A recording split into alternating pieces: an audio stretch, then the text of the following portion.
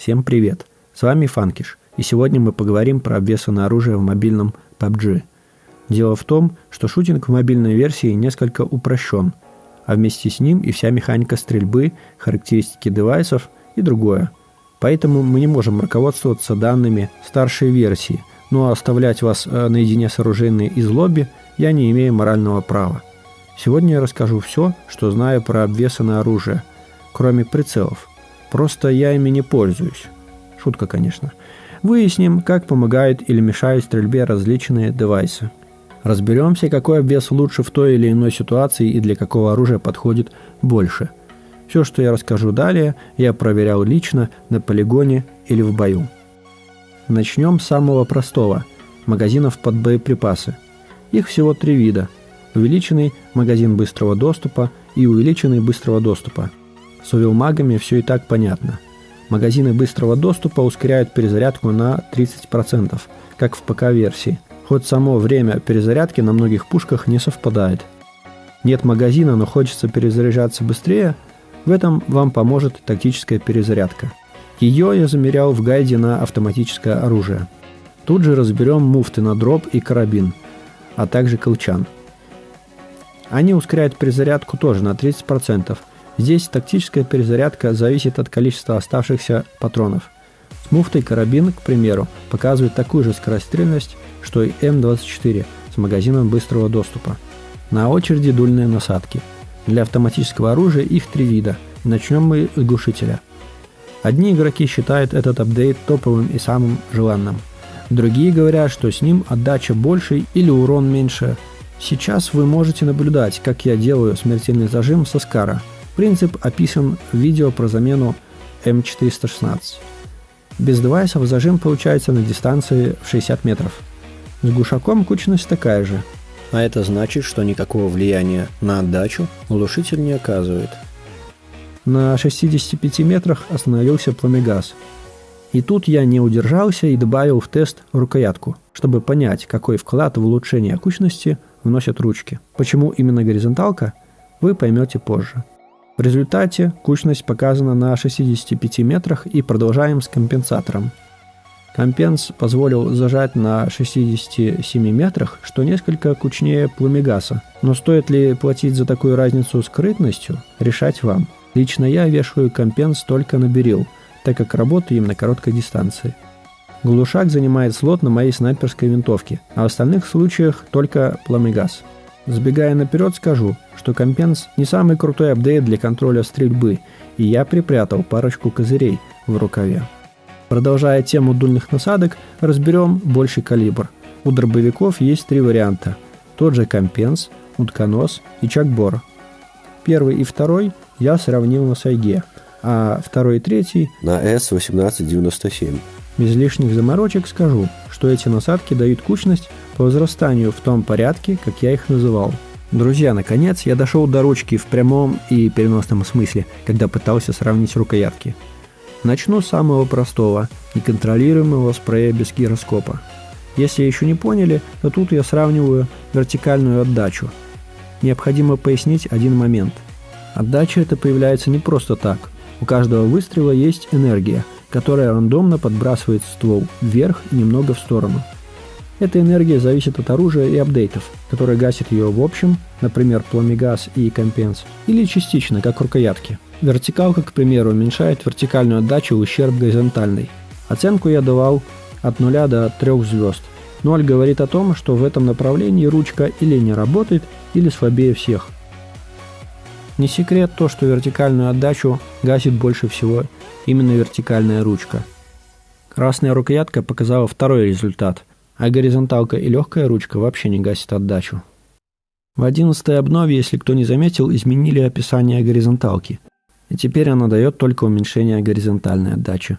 Теперь было бы логично замерить горизонтальную отдачу, но тут не так все просто. Это был бы уже контролируемый зажим с места, в котором победу заберет горизонталка, так как только она гасит горизонтальную отдачу.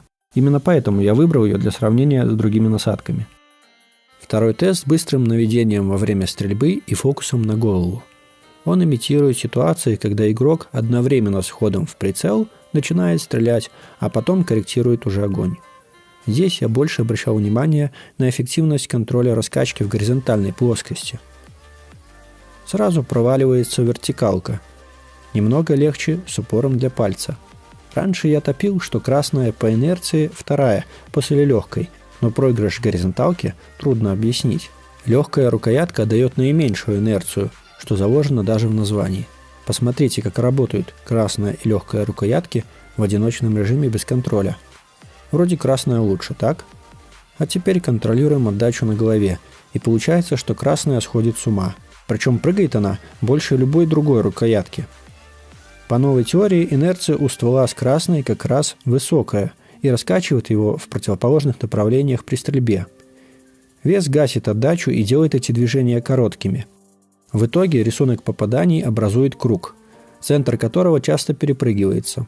Размер воображаемого круга зависит от обвесов и энергии выстрела конкретного ствола. В итоге красная ручка сама пытается контролировать стрельбу. Тебе остается только компенсировать уже уменьшенную вертикальную отдачу. А когда дистанция увеличивается и условный кружок превышает размеры мишени, пули скачут вокруг, попадая рандомно и редко. Было решено добить это сравнение стрельбой по статичной мишени в движении. Тут ствол бросает в стороны от шагов, и инерция проявляется еще неожиданнее. Расстановка немного изменилась за счет того, что легкая чувствительна к любому движению ствола, и требуется усиленный контроль. Красная еще больше поплыла, и инерция проявилась сильнее, хотя достаточно легко вернуть весь ее кружок попаданий обратно в цель. По итогам тестов в лидерах две ручки, которые не гасят вертикальную отдачу. Легкая долбит туда, куда наведешь, но при этом ей мешают шаги и требуется хороший навык стрельбы от игрока. 4 звездами красная рукоятка, которая хорошо гасит вертикальную отдачу, но эффективна на дистанции до 70 метров. Над ее контролем не нужно сильно париться, что нравится многим игрокам, особенно новичкам. Наш аутсайдер, упор для пальца, при стрельбе создает неприятную тряску экрана, но имеет свою фишку – быстрый вход в прицел. И это может кому-нибудь пригодиться. Если вам трудно справиться с отдачей берила, например, повесьте вертикалку или красную рукоятку. Вертикалка также хорошо себя показывает на мутанте и тапалках. На них инерция не раскачивает ствол, а гасит вертикальную отдачу, что на дистанции 100 и более метров очень кстати. Горизонталка даже после нерфа остается самой универсальной ручкой и тащит на дистанции, где красная не вывозит. А какое оружие подходит для дальних зажимов, можете узнать из видоса про замену М416. Да, с горизонталкой есть небольшая инерция, но ее легко контролировать. Все это время я показывал работу девайсов при стрельбе в прицеле. А как же стрельба с бедра, спросите вы?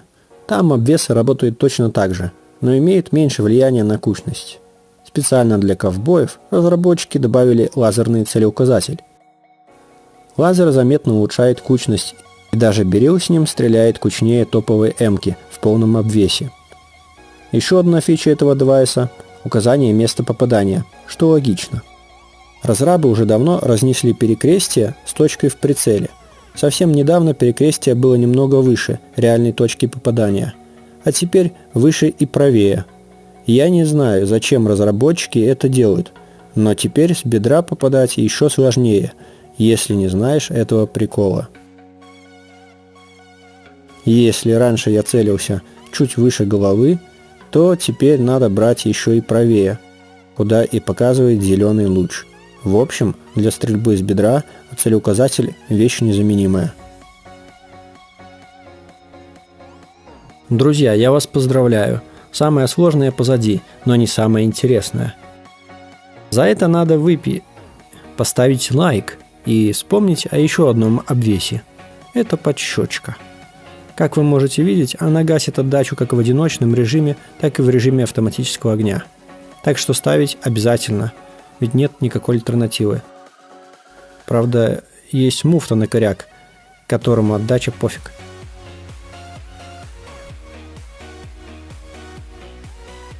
И, наконец, я расскажу про самый эффективный апдейт для стрельбы. Это положение тела. Думаю, каждый из вас знает, что если присесть и тем более лечь, кучность увеличится в разы. При сиде кучность куда лучше и без обвесов, и зажим получается на 90 метрах. Но такие телодвижения вносят некоторые ограничения в геймплей. Хуже обзор, меньший угол обстрела, медленнее передвижение и так далее. Многие игроки используют наклон, чтобы убрать голову с линии огня по телу и для более безопасного выглядывания из-за укрытий. Тем более наклон можно совместить с входом в прицел. Зато мало кто знает, что он тоже улучшает кучность стрельбы.